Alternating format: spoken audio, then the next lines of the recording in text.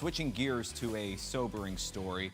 Last week we lost former Huntsville football player Grant Hill, passed away at the age of 26. And Fox 54 is remembering the life of the high school standout turned offensive lineman for the Alabama Crimson Tide. Earlier this week, I had the pleasure of sitting down with his former high school football coach, Scott Sharp, outside his old stomping grounds, Milton Frank Stadium. What do you remember about coaching Grant? Just an absolute pleasure.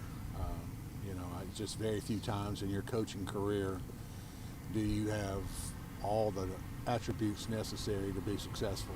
And Grant was one of the few, maybe the only, that I can look back and say this young man had everything that you could want as a coach. He was just an absolute joy and a pleasure. He not only was phenomenal on the athletic field, but he was phenomenal off the athletic field, in the classroom. Whatever he did, it was to the best of his ability. And he struggled a little bit early on. As a freshman, I think he may have weighed, it was 360, 365. He was very heavy and ended up having some back issues early on and had to overcome some back issues and lost quite a bit of weight from his freshman year to his sophomore year and junior year.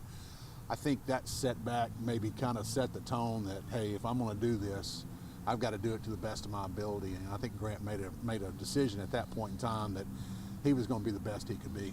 How does he go from having back issues and losing a lot of weight to saying, you know what, I can do this despite all of the adversity that I'm dealing with from a physical standpoint? Yeah, I don't know early on if Grant really had a desire to be a college football player. He was so involved in track and shot, and his dad was his coach, and they were just very involved in the track field, and Grant was phenomenal at doing that. Certainly his junior year, maybe even his sophomore year, you started seeing this guy's special. He can do things that the guys that his size shouldn't be able to do. And colleges started seeing that, and more came around, and then he got down and he got to experience the game day in Tuscaloosa or wherever it might be. And I think that attention that he was able to see, and just the atmosphere that was created there, he wanted more of that. Take me back to the moment when he signed on to play with the Crimson Tide. As his high school coach, what does that moment mean to you?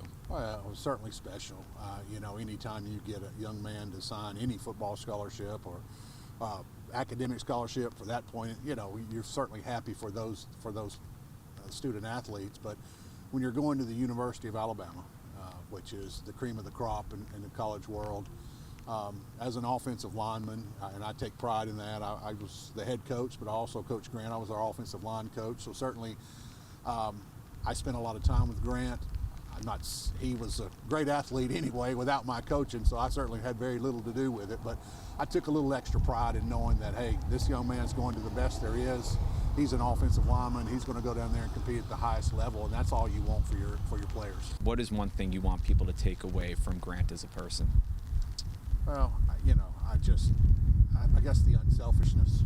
I think we all too often can become preoccupied with ourselves and not worried about the guy beside us. Certainly football is a team sport, and to be successful on a Friday night or Saturday or Sunday, whenever you're playing that game, one guy is not going to win that game for you. And for us to be successful as a football team required not only Grant to play well that night, but all those guys around him. And it didn't matter who it was. Grant wanted the best for that young man. So Grant was considered and passionate for others.